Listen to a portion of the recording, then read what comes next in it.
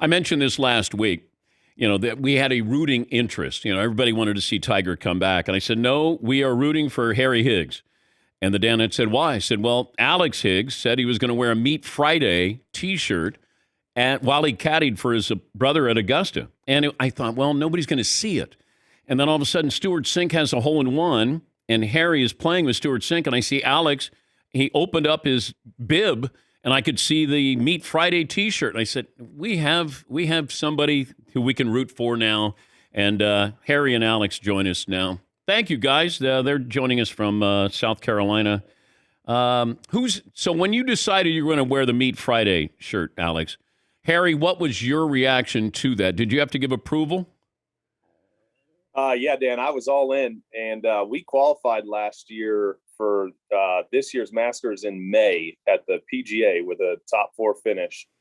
And if I remember correctly, Alex, in our celebration, which you could imagine was long and appropriate, at some point during that night when we were celebrating, I believe Al mentioned that he had a Meat Friday T-shirt and he was so excited to wear it at Augusta. So this is almost a full year. Al, you go into specifics about how Augusta kind of views T-shirts under the, we'll call them white tuxedos. Oh, did you get any pushback, Alex, on wearing the Meat Friday? No pushback, but there is a large sign in the little caddy area that says any outside logos or anything like that is banned underneath the shirt. So when I rolled in on Friday, I had a quarter zip over and I got dressed and I zipped it all the way up. And then obviously throughout the round, it seemed like the zipper kept falling and falling. It seemed intentional when I saw, Stewart Cink has the hole-in-one on 16. Harry gives him a hug. And then all of a sudden I see you, and it looked like he had opened it up as much as you possibly could there.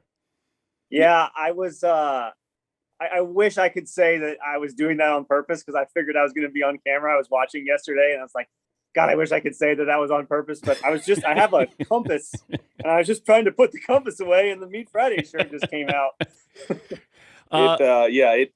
We'll go with it was on purpose. Yeah. It certainly was not, but good timing because I didn't hit a single shot worthy of television coverage all day Friday. So, wait, you finished 14th though. Yeah, Friday was a tough day. It was windy. Friday and Saturday were brutal. Saturday was cold. It was windy. We were just kind of fighting tooth and nail just to get it in the house Friday and Saturday. But good on Stewart Cink for making an ace. It was so cool to hear that roar down there on 16 as well. And then, just all worked out that camera did not pan. And it's been almost a year in the making. We finally got the Meat Friday shirt shown on television at Augusta. You guys argue like brothers when you're caddying? Absolutely. Oh, yeah. Absolutely. Everything. And the majority of it's my fault, right? I'm the one that has the last say. I'm the one that has the most control. But I blame Al for everything. And then shortly after a round, about an hour after a round, there's usually that was just a bad shot or that was my fault. The majority of the blame rests on me, but in the moment, the easiest thing to do is just blame your brother. It's a very thankless job, Dan. Very it really thankless. is. You ever come close to blows? No, not yet. And I don't think we will. I mean, it's a game. We've had some arguments. Al, every now and I know it's bad when Al chirps back. Usually my whining and complaining is met with silence. If Al chirps back and his classic is like, what did you just say to me? I know that I'm in trouble when I get that. How much fun do you have playing in the Masters? I mean, it looks like a lot of pressure on a very tough golf course and everybody's watching. How much fun is it? Sure. I mean, it's a dream for both of us, really. And it's so cool to share it with your brother, right? I mean, this is my third year on tour now. I've played 8 some odd years of professional golf, and that was my first Masters.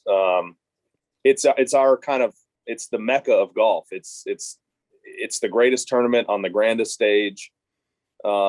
So it was really just a treat to share it with my brother. And then, we had some success. That was our second major. We're doing really well in these majors. I need to do a better job of kind of preparing for, we'll call them normal tour events like we do majors. And it's not that I don't care when I play normal tour events, but something just gets ratcheted up in the majors and the focus level gets higher.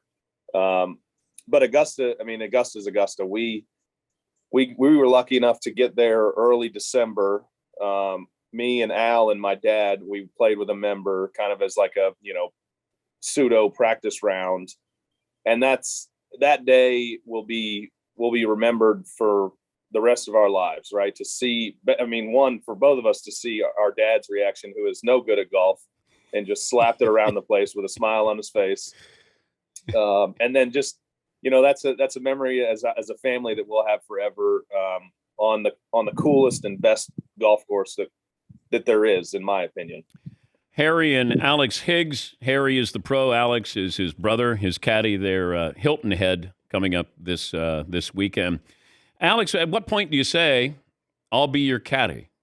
I mean, you're, 3 years younger than your brother? So you're, 27? Do you go to mom and dad and say, hey, I got an idea what I want to do with the rest of my life. I'm going to caddy for my brother?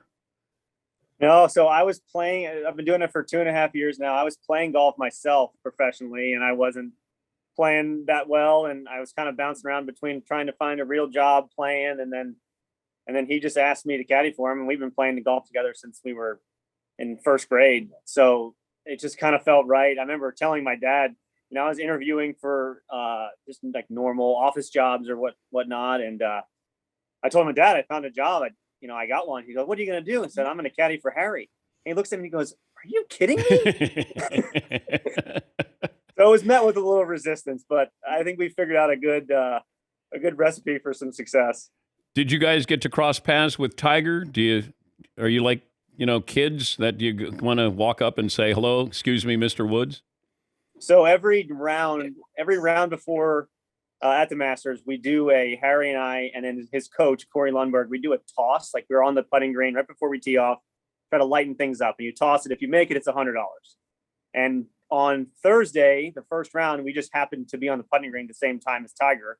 And his coach has got a lot of nerve, and he picked the hole Tiger was putting to. So all three of us throw these golf balls at the hole, and they go racing by the hole. And Tiger just looks over at Harry and goes, man, nice putt. Putting 20-footers, 18, 20 feet by, Tiger had to think that I was terrible. And I tried my best to be like, no, we were throwing them. It's our thing. We do it all the time. And yeah, right. And then he was off, and then I went to the first tee. That was really all we saw of Tiger. And in my 3 years, I think we played in probably 4 or 5 events, together. We haven't been grouped together or anything.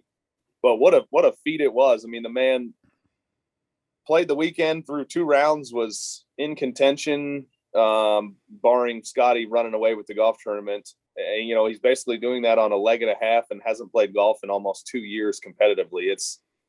Tiger never ceases to amaze. It truly is incredible. You have your sponsor there, Dude Wipes? Yes. So do you go ahead? How often? It's exactly what you think it is. Exactly what you think it is. So does Alex hand you the Dude Wipes? Those are only in the most dire of situations. Yeah. Okay. We usually can get our business taken care of before, so nothing pops up on the golf course. Augusta's nice. They got a bunch of bathrooms hidden all over the place. So if you need a little respite, they've got it there for us. It's always weird hearing the random 50-year-old.